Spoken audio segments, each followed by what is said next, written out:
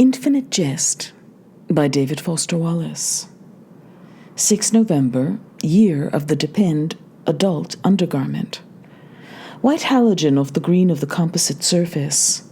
The light, out on the indoor courts, at the Port Washington Tennis Academy, is the color of sour apples. To the spectators at the gallery's glass, the duos of players arrayed and moving down below have a reptilian tinge to their skin, a kind of seasick-type pallor. This annual meet is mammoth. Both academies' A and B teams, for both boys and girls, both singles and doubles, in 14 and unders, 16 and unders, 18 and unders. 36 courts stretch down away from one end's gallery under a fancy tri-dome system of permanent all-weather lung. A junior tennis team has 6 people on it, with the hardest-ranked playing number 1 singles against the other team's best guy, the next highest-ranked playing number 2, and on down the line to number 6. After the 6 singles matches, there are 3 doubles, with the team's best 2 singles players usually turning around and also playing number 1 doubles. With occasional exception, e.g. the Vought twins or the fact that Stadt and Trolsch, way down on the B squad, in 18 singles play number 2 doubles on ETA's 18's A team, because they've been a doubles team since they were incontinent toddlers back in Philly. And they're so experienced and smooth together that they can wipe surfaces with the 18's A team's number 3 and number 4 singles guys, Coyle and Axford, who prefer to skip doubles altogether. It all tends to get complicated and probably not all that interesting, unless you play. But, so a normal meet between 2 junior teams is the best out of 9 matches, whereas the mammoth annual early November thing between ETA and PWTA will try to be the best out of 108. A 54-match-all conclusion is extremely unlikely, odds being 1 in 2 to the 27th power, and has never happened in 9 years. The meet's always down on Long Island because PWTA has indoor courts out the bazoo. Each year, the academy that loses the meet has to get up on tables at the buffet supper afterward and sing a really silly song. An even more embarrassing transaction is supposed to take place in private between the 2 schools' headmasters, but nobody knows quite what. Last year, Enfield lost 57-51, and Charles Tavis didn't say one word on the bus ride home and used the lavatory several times. But last year, ETA didn't have John Wayne, and last year, HJ Incandenza hadn't yet exploded competitively. John Wayne, formerly of Montserrat, Quebec, an asbestos mining town 10 clicks or so from the infamously rupture-prone Mercier Dam, formerly the top-ranked junior male in Canada at 16, as well as number 5 overall in the Organization of North American Nations Tennis Association computerized rankings, was finally successfully recruited by Gerhard Stitt and Aubrey DeLint last spring via the argument that 2 gratis years at an American academy would maybe let Wayne bypass the usual couple seasons of top college tennis and go pro immediately at 19, with more than enough competitive tempering. This reasoning was not unsound, since the top 4 U.S. tennis academies' tournament schedules closely resemble the ATP Tour in terms of numbing travel and continual stress. John Wayne is currently ranked number 3 in the ONANTA's Boys 18s and number 2 in the USTA. Canada, under provincial pressure, has disowned him as an emigrant, and has, in the year of the Depend adult undergarment, reached the semis of both the Junior French and Junior U.S. Opens, and has lost to exactly nobody American in 7 meets and a dozen major tournaments. He trails the number 1 American kid, an independent down in Florida Beach, by only a couple of USTA computer points, and they haven't yet met in sanctioned play this year. And the kid is, well known to be hiding out from Wayne, avoiding him, staying down in Pompano Beach, allegedly nursing a 4-month groin pull, sitting on his ranking. He's supposed to show at the Whataburger Invitational in Arizona in a couple of weeks, this Veach, having won the 18s at age 17 there last year, but he's got to know Wayne's coming down, and speculation is rife and complex. Onantays. There's an Argentine kid that Mexico's Academia de Veracruz has got rat-holed away who's number 1 and not about to lose to anybody, having this year taken 3 out of 4 legs of the Junior Grand Slam. The first time anybody's done that since a sepulchral Czech kid named Lendl, who retired from the show and suicided well before the advent of subsidized time. But so, there's Wayne at number 1.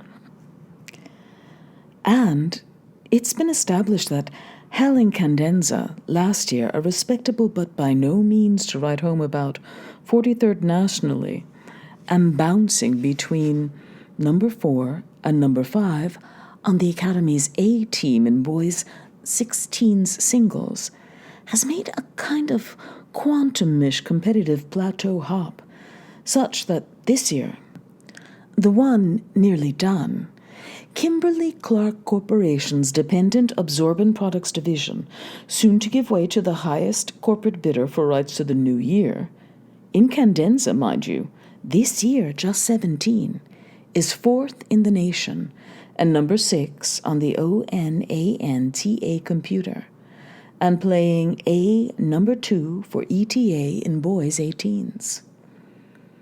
These competitive explosions happen sometimes. Nobody at the Academy talks to Hal much about the explosion, sort of the way you avoid a pitcher who's got a no-hitter going. Hal's delicate and spinny, rather cerebral game hasn't altered, but this year it seems to have grown a beak. No longer fragile or abstracted-looking on court, he seems now almost to hit the corners without thinking about it. His unforced error stats look like a decimal error. Hal's game involves attrition. He'll probe, pecking, until some angle opens up. Until then, he'll probe. He'd rather run his man ragged, wear him down. 3 different opponents this past summer had to go to oxygen during breaks. His serve yanks across at people as if on a hidden diagonal string. His serve now, suddenly, after 4 summers of 1,000-a-day serves to no one at dawn, is suddenly supposed to be one of the best left-handed kick serves the junior circuit has ever seen. Stitt calls Hal Incandenza his revenant now, and sometimes points his pointer at him in an affectionate way from his observation crow's nest in the transom during drills. Most of the singles A matches are underway. Coyle and his man on 3 are in an endless butterfly-shaped rally. Hal's muscular but unquick opponent is bent over trying to get his breath, while Hal stands there and futzes with his strings. Tall Paul Shaw on 6 bounces the ball 8 times before he serves, never 7 or 9. And John Wayne's without question the best male player to appear at Enfield Academy in several years. He's been spotted first by the late Dr. James Incandenza at age 6, 11 summers back, when Incandenza was doing an early and coldly conceptual Super 8 on people named John Wayne who were not the real Thespio-historical John Wayne. A film Wayne's not to be fucked with Papa eventually litigated the kids segment out of because the film had the word homo in the title. On 1, with John Wayne up at net, Port Washington's best boy throws up a lob. It's a beauty. The ball soars slowly up, just skirts the indoor court system of beams and lamps, and floats back down gentle as lint. A lovely quad function of fluorescent green, seams whirling. John Wayne backpedals and flies back after it. You can tell if you play seriously. You can tell just by the way the ball comes off a guy's strings whether the lob is going to land fair. There's surprisingly little thought. Coaches tell serious players what to do so often it gets automatic. John Wayne's game could be described as having a kind of automatic beauty. When the lob first went up, he backpedaled from the net, keeping the ball in sight, until it reached the top of its flight and its curve broke, casting many shadows in the tray of lights hung from the ceiling's insulation. Then Wayne turned his back to the ball and sprinted flat out for the spot where it will land fair. Would land. He doesn't have to locate the ball again until it's hit the green court just inside the baseline. By now, he's come around the side of the bounce ball's flight, still sprinting. He looks mean in a kind of distant way. He comes around the side of the bounce ball's second ascent the way you come around the side of somebody you're going to hurt. And he has to leave his feet and half pirouette to get his side to the ball and whip his big right arm through it, catching it on the rise and slapping it down the line past the Port Washington boy, who's played the percentages and followed a beauty of a lob up to the net. The Port Washington kid applauds with the heel of his hand against his strings in acknowledgement of a really nice get, even as he looks up at Port Washington's coaching staff in the gallery. The spectators' glass panel is at ground level, and the players play below it on courts that have been carved out of a kind of a pit, dug long ago.